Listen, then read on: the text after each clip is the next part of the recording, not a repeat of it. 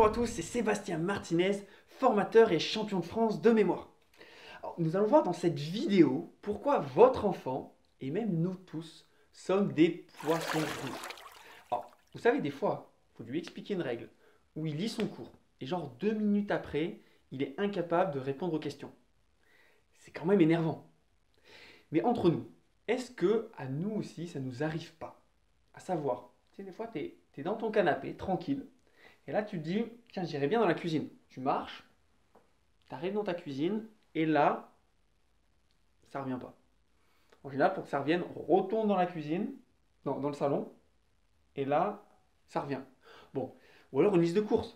Tu vas au magasin, tu as 10 éléments, tu reviens à la maison, et là, mince, j'ai oublié le papier toilette. Bon, ça tombe bien, il n'y en a plus en ce moment. Bon, rassurez-vous, c'est normal si ça vous arrive à vous aussi. Alors, on va faire un test pour illustrer ce concept. Le processus de mémorisation, c'est 3 étapes clés. C'est un peu comme 3 pièces qui s'enchaînent. Première pièce, c'est la mémoire à court terme. Deuxième pièce, mémoire à long terme. Troisième pièce, mémoire à très long terme. Et comme dans toute pièce, il y a des portes. Et pour pouvoir passer les portes, on a besoin d'une clé. Première clé, vous avez besoin d'être attentif. Deuxième clé, vous avez besoin d'associer. Troisième clé, vous avez besoin de répéter. Focalisons-nous sur cette première pièce, la mémoire à court terme. Si vous êtes attentif, elle a 2 limites. 1. Vous ne pouvez mémoriser que 7 éléments. Deuxième limite, ça dure que 18 secondes. Je vais vous nommer 10 mots. Et à la fin de ces 10 mots seulement, vous noterez sur un bout de papier. C'est parti. Donc on a un taureau, talon, panneau, chalet, une malle, un vampire, une cape, une mine, des muffins et une ruche. Allez-y, vous allez pouvoir vous tester pour vérifier votre score et tester aussi les membres de votre famille pour voir quel score ils ont obtenu. Et moi, j'ai hâte de lire dans les commentaires quels sont vos différents scores. Demain, nous allons voir comment vous allez pouvoir aider vos enfants à faire passer les informations du court terme au long terme. Bonjour à tous, c'est Sébastien Martinez, formateur et champion de France de mémoire. Alors, dans cette vidéo, nous allons voir comment faire passer une information du court terme au long terme. Souvenez-vous, dans la précédente astuce, on a vu les limites de la mémoire à court terme. Vous vous souvenez de cette liste de courses là? Vous allez au magasin, vous rentrez à la maison et mince, vous avez oublié le papier toilette. Allez, plus sérieusement, pour rentrer du court au long terme, on a besoin d'associer. Et là, la technique qu'on va utiliser ensemble, c'est la technique d'inventer des histoires loufoques comme un enfant de 8 ans. Et pour que cette méthode fonctionne très bien, on a besoin en plus d'utiliser un maximum nos 5 sens. Ça commence par un taureau. Alors, imaginez ce taureau, peut-être qu'il est complètement rouge, il a une odeur forte, et là il porte des talons. C'est pas très stable, un taureau sur des talons, et ils sont peut-être rouges ces talons, une marque particulière. Et là, il tombe, forcément, il tombe avec des talons, il roule, et il percute un panneau. En percutant ce panneau, ce qui va se passer, c'est qu'il vibre, et il tombe, enfin, il se casse, et il percute la porte d'entrée d'un magnifique chalet. Vous avez un chalet, vous êtes déjà allé en vacances, vous rentrez dans ce chalet, il y a cette odeur, et là, en plein milieu, il y a une malle de pirate. Vous voyez, tout en bois, donc vous l'ouvrez, donc il y a le grincement sûrement de la malle, et là, qui sort un vampire. Ce vampire que vous avez réveillé a une magnifique cape fluo. Un peu, il va peut-être imaginer qu'il va danser du disco. Et donc, il part, il dit ouais, moi je m'en vais à ma soirée. Donc, il va dans une mine. Il rentre dans la mine. Et dans cette mine, il y a plein de muffins géants qui sont à la chaîne, qui sont produits à la chaîne et qui arrivent directement dans une ruche. Une ruche avec plein d'abeilles qui rajoutent du miel. Donc maintenant, vous allez pouvoir fermer les yeux et refaire cette histoire. La méthode qui fonctionne très bien pour faire passer une information du court au long terme, c'est de s'inventer une histoire. Expérimentez cette méthode de l'histoire avec les listes de mots qu'ont à apprendre vos enfants ou même la liste de courses que vous devez acheter. Vous verrez, ça fonctionne hyper bien. Dans les prochaines vidéos, nous verrons comment appliquer cette méthode concrètement à du vocabulaire en anglais ou retenir de l'orthographe des mots. En attendant, Testez-vous et j'ai hâte de lire dans les commentaires quel a été votre score avec et sans méthode. Même si j'ai déjà ma petite idée. Comment faire pour qu'il reste concentré à chaque mouche qui passe et il décroche? Et bonjour à tous, c'est Sébastien Martinez, formateur et champion de France de mémoire. Dans cette vidéo, je vais vous partager une astuce pour accompagner votre enfant à rester concentré pendant des heures. Vous avez sûrement déjà vécu ce phénomène, cette situation. Vous êtes en réunion, dans un cours. Physiquement, au début, vous êtes à fond et même concentré. Et au bout d'un moment, pouf, décrochage. C'est complètement normal. C'est ce qu'on appelle un temps attentionnel diffus. Et votre cerveau, il a deux modes. Il a le mode focus, soit la concentration, et le mode diffus, soit la rêverie. Et ce qu'il faut savoir, c'est que nous ne pouvons pas rester focus pendant des heures. Notre cerveau a besoin d'alterner entre focus, diffus, focus, diffus, focus, diffus. Oui. Et le problème, c'est que dans notre société, on pense uniquement à ce temps attentionnel focus et on oublie complètement ce diffus. 3 phases. Première phase, il y a une sorte d'échauffement. Deuxième phase, on est chaud, donc on est concentré. Et troisième phase, ça chute. Et c'est là où il y a ces temps attentionnels diffus et on décroche. C'est assez variable en fonction des sujets, des personnes. Si c'est un sujet où vous ne connaissez rien et en plus qui ne vous intéresse pas, ça peut durer 8 minutes, voire moins. Alors qu'un sujet qui vous passionne, vous pourrez peut-être durer 50 minutes, voire plus. Et tout ça, ça implique une erreur classique. En termes d'attention, en général, les personnes font des pauses lorsqu'ils sont fatigués ou lorsqu'ils en ont marre. Erreur! Faites des pauses quand vous avez encore envie de continuer. Pourquoi? 2 raisons à ça. Premier point, c'est en termes d'efficacité. Lorsque vous arrêtez au top, en moyenne, votre efficacité va peut-être être autour de 80%. Alors que si vous arrêtez tout en bas de la courbe, votre efficacité moyenne va chuter 60-40%. Deuxième raison, c'est en termes d'émotion. Lorsque vous arrêtez au top, vous allez susciter une frustration parce que vous avez encore envie de continuer. Alors que lorsque vous arrêtez en bas de la courbe, vous avez un écœurement.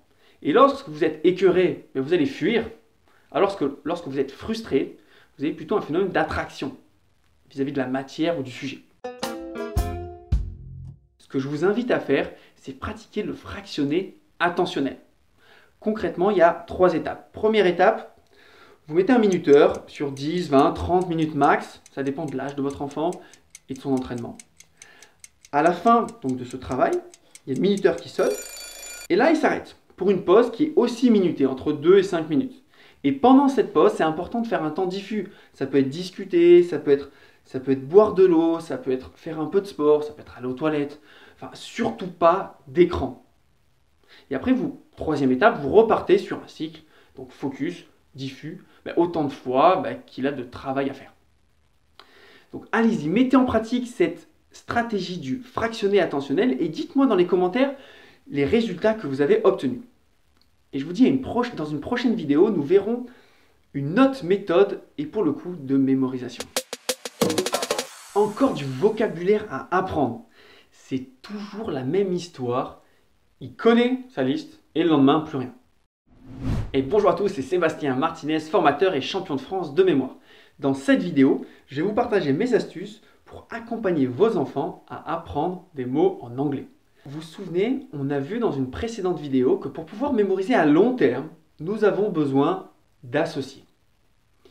Et souvenez-vous de l'histoire que nous avions créée avec le taureau, des talons. Vous voyez, c'est bon, vous l'avez? On va utiliser la même méthode de l'histoire avec 3 mots d'anglais. Prenons premier mot, une taupe. En anglais, c'est a mole. Alors, j'imagine une taupe qui fait la sieste et qui est toute molle. C'est bon, vous l'avez? Deuxième exemple, prenons par exemple une casserole. Une casserole, c'est a pan. Alors, j'imagine que dans une casserole, comme ça, il y a du pain qui cuit. Pan, pain, il cuit. Imaginez bien l'odeur de ce pain, le goût peut-être du pain chaud. Plus il y aura de sensations et mieux ça sera. Troisième exemple, un chemin, a way. Alors, un chemin, j'imagine sur un chemin, quelqu'un qui est en train de marcher, tout content, et qui fait ouais, ouais, ouais. Ouais, il est content, ouais, c'est bon, ok. Les 2 avantages avec cette méthode. Premier avantage, c'est fun. J'assiste très régulièrement avec mes élèves à de véritables fous de rire. Deuxième avantage, lorsqu'on crée sa propre association, c'est durable. 3 mises en garde quand même quand vous appliquez cette méthode avec vos enfants. 1.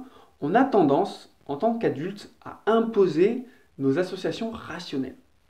Rappelez-vous que la meilleure association pour votre enfant, ça sera la sienne. Et des fois, vous ne la comprendrez pas. Deuxième mise en garde, c'est interrogez-le du français vers l'anglais et de l'anglais vers le français. Vraiment dans les deux sens. Et nous verrons dans de prochaines vidéos qu'il y a des outils pour pouvoir autonomiser votre enfant à le faire. Et enfin, troisième mise en garde, c'est vraiment invitez-le à utiliser un maximum de sensations, voire des émotions. Ça rend l'association encore plus durable. Ce qui est important aussi, c'est que vous allez me dire, c'est pas rapide comme méthode. Et oui, au début, c'est vrai qu'un débutant va mettre 10 minutes, 10 mots environ, donc un mot par minute. Avec de l'entraînement, sachez que vous allez pouvoir tomber à 15 secondes par mot, soit 40 mots en 10 minutes. On se teste ? On avait quoi en premier? Tiens, on avait une casserole. Casserole, c'est du pain, a pan, un chemin. Ouais! Donc, way. Et la top, qu'est-ce qu'elle fait? Elle dort, elle fait la sieste, elle est molle. Molle, yes. Donc allez-y, entraînez-vous avec votre enfant et j'ai hâte de lire dans les commentaires les associations que vous vous êtes inventées. Et je vous dis que dans une prochaine vidéo, nous verrons une autre astuce pour aider votre enfant à rester beaucoup plus attentif. T'inquiète papa, t'inquiète maman, j'ai le temps pour les devoirs. Je gère. Vous avez peut-être déjà entendu cette phrase. Et elle vous a peut-être aussi fait vriller, comme la plupart des parents. Dans cette vidéo, je vais vous partager une astuce d'organisation et de motivation. Bonjour à tous, c'est Sébastien Martinez, formateur et champion de France de mémoire. Vous savez, à l'école, c'est assez facile de travailler. Pourquoi? Parce qu'on a un cadre, on a un planning, des horaires. D'une certaine manière, on n'a pas le choix. Alors qu'à la maison, on a le temps. Et c'est ça le problème. On sait très bien dans l'organisation du temps de travail, il y a une loi qui s'appelle la loi de Parkinson et qui dit plus on a le temps et plus on en prend. Concrètement, lorsqu'on a 2 dossiers à rendre, premier cas dans 6 mois, deuxième cas dans une semaine, mais dans les 2 cas en général, on le termine la veille. Et bien pour vos enfants, c'est la même chose. Donc voyons cet outil d'organisation qui s'appelle le Kanban. Alors, le Kanban, ça a été inventé par un ingénieur japonais. Ça veut dire étiquette. Et c'est appliqué dès 1950 par le champion de l'organisation, Toyota. Concrètement, avec les devoirs, 4 étapes.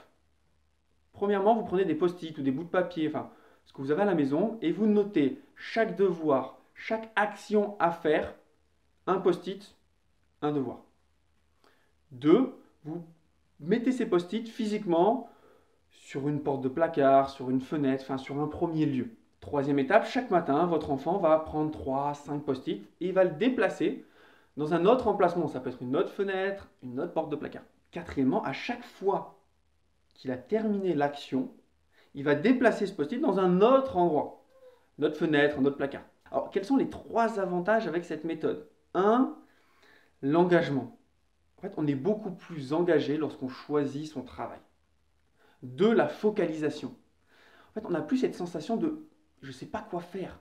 J'ai physiquement la liste des tâches à faire sous les yeux. Et 3, la satisfaction du travail accompli.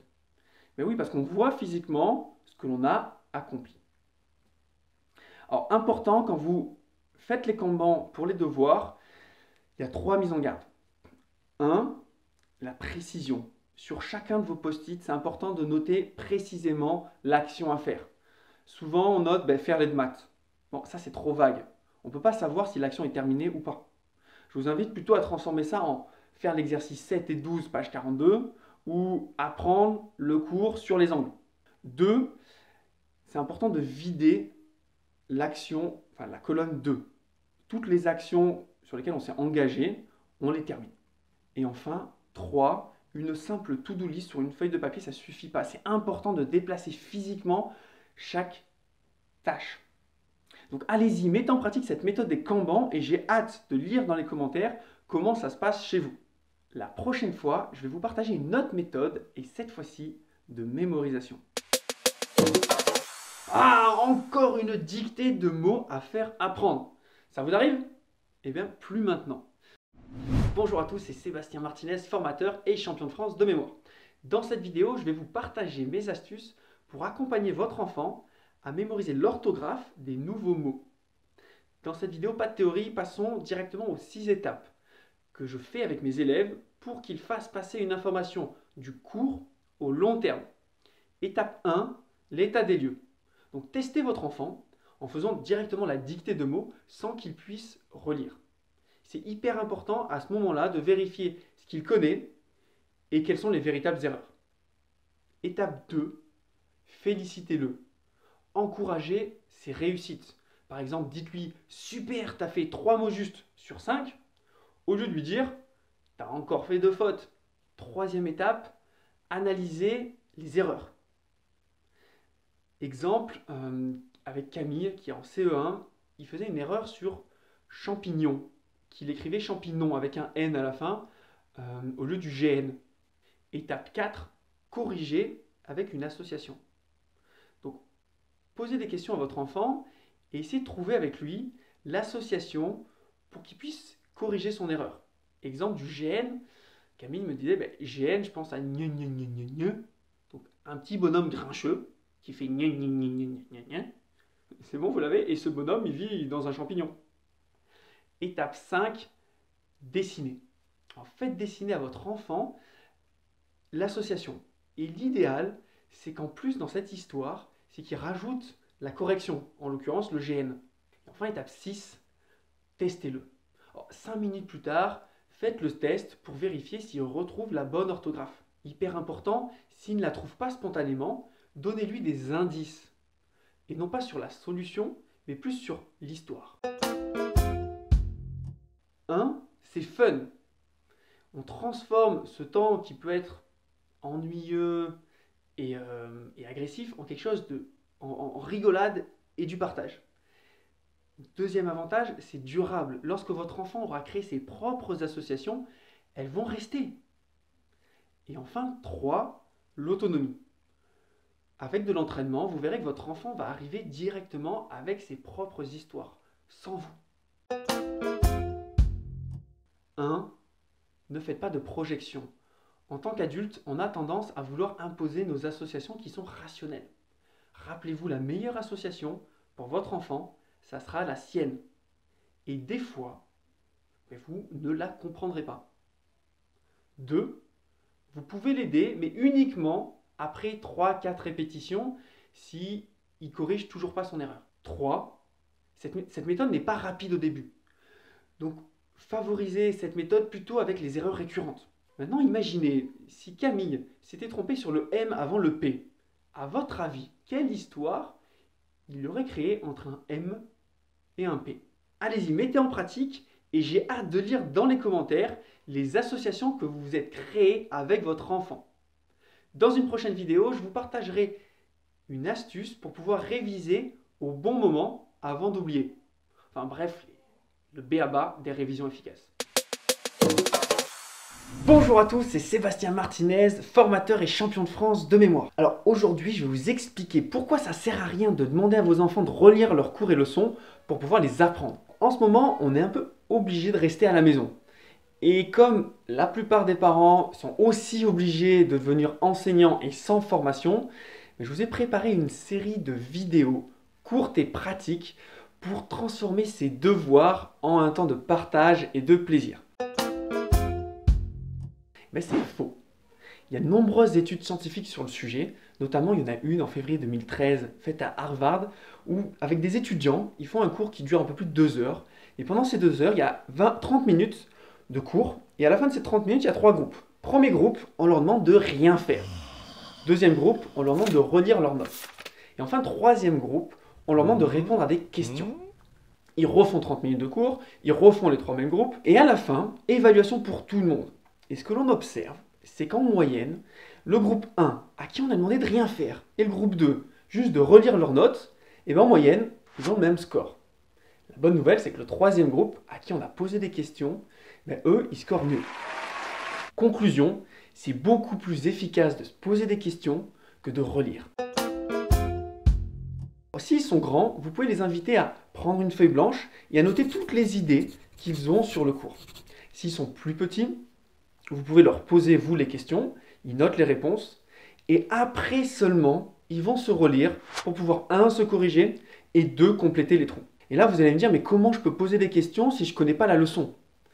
Prenons l'exemple d'une leçon sur les villes du Moyen-Âge, en 3 parties, la description des villes, l'indépendance des villes et les acteurs des villes. Mais là, assez facilement, 3 questions peuvent émerger. 1, vous pouvez leur poser, c'est quoi la description de ces villes au Moyen-Âge? 2, comment elles ont obtenu leur indépendance? Et 3, donne-moi les différents acteurs dans ces villes. Alors, vous allez voir, il y a de nombreuses comme ça, idées reçues sur l'apprentissage et on va chercher à les faire tomber. Et dans la prochaine vidéo, je vais vous partager une de mes thématiques favorites, à savoir les techniques de mémorisation qui fonctionnent vraiment. Alors, dans cette vidéo, je vais vous partager une astuce, comment faire pour arrêter d'oublier et surtout comment accompagner votre enfant lors de ses révisions. Alors, bonjour à tous, c'est Sébastien Martinez, formateur et champion de France de mémoire. Il faut savoir que le premier chercheur à avoir étudié ce qu'on appelle la courbe de l'oubli, c'est Hermann Ebbinghaus, en 1885.